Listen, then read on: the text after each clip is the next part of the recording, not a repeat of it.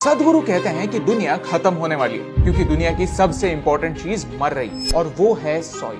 क्या बकवास है, सॉइल कैसे मर सकती है? सॉइल जिंदा थोड़ी है। बेशक सॉइल जिंदा होती है क्योंकि बस एक मुट्ठी सॉइल में 8 से 10 बिलियन जीव होते हैं। ये एक फैक्ट है। यानी पूरी दुनिया के ह्यूमन पॉपुलेशन से ज्यादा जीवन सिर्फ एक मुट्ठी सॉइल में, और इसी जीवन की वजह से हम गेहूं, चावल, फल, सब्जी सब उगाते हैं। और यही जीवन, यही माइक्रो ऑर्गेनिजम्स अब खत्म हो रहे हैं। लेकिन क्यों? यही जानने के लिए हमने सदगुरु से बात की।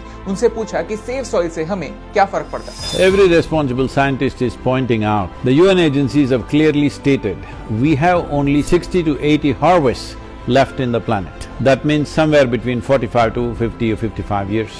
After that, we don't have the ability to grow food on the land because there is no nutrient in the soil. 27,000 species of microbes are going extinct per year. If it goes at this rate, in about 30 to 40 years, we will reach a point where we cannot grow food, and if we try to regenerate the soil at that time, it will take 150 to 200 years. That means death.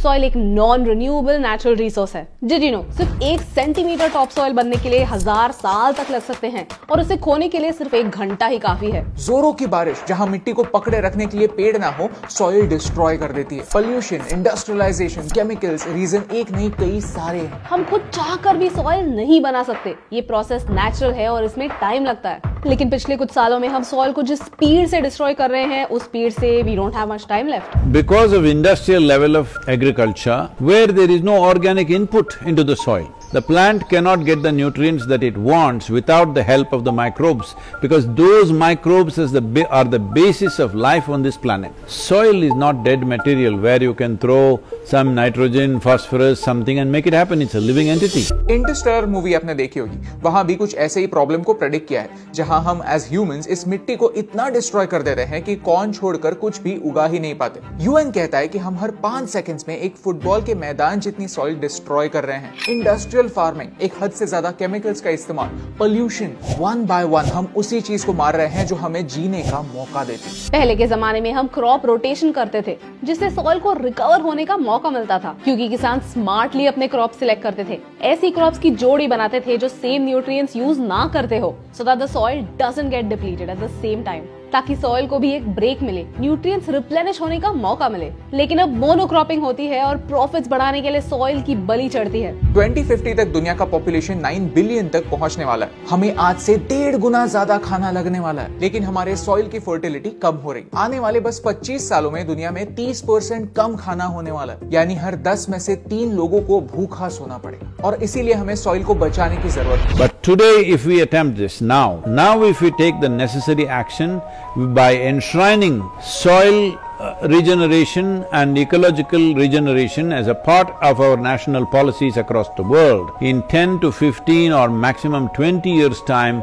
we can make a significant turnaround. Soil दुनिया का सबसे बड़ा recycling plant है जो दुनिया के organic waste को black gold में बदलता है, उससे खाद बनाता है। सॉइल दुनिया का सबसे बड़ा कार्बन रिजर्व है, यानी ग्लोबल वार्मिंग रोकने के लिए सॉइल बहुत इंपॉर्टेंट है। हेल्दी सॉइल पानी पकड़े रहता है, फ्लडिंग होने से बचाता है। सॉइल ग्रीडी नहीं है, उसे जितना पानी लगता है वो उतना ही पानी एब्जॉर्ब करता है और बाकी का पानी ग्राउंड वाटर बन जाता है, जो आने वाली जनरेशंस के लिए एक वाटर बैंक बन जाता है। सॉइल एक कंप्लीट इकोसिस्टम है। So I am 65 years of age and now I am riding 30,000 kilometers from London to Kaveri Basin. You know, 30,000 kilometers is not a joyride, but I am doing this because I want people to understand it's that urgent. लेकिन उससे क्या फर्क पड़ता है? इस सफर में सदगुरु दुनिया के उन तमाम इम्पोर्टेंट लीडर से मिलेंगे और उन्हें सॉइल का इम्पोर्टेंस समझाएंगे ताकि पॉलिसी लेवल पर चेंजेस आ सकें। People are saying, oh, why should you do this? I'm saying, why would you not do it? I'm asking. तो सदगुरु आपसे क्या चाहते हैं कि आप सॉइल के बारे में बात करें। #SaveSoil के साथ सॉइल के बारे में एक फैक्ट शेयर करें। From March 21st for 100 days, everybody should talk about soil for 100 days.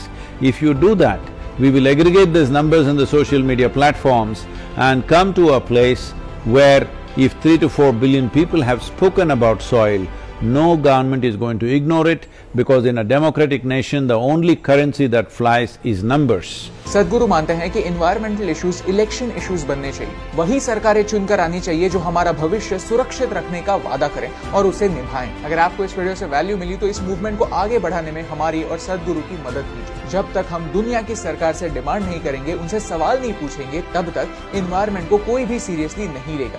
और यही इंपॉर्टेंट बात आप तक पहुंचाने से मुझे फर्क पड़ता है।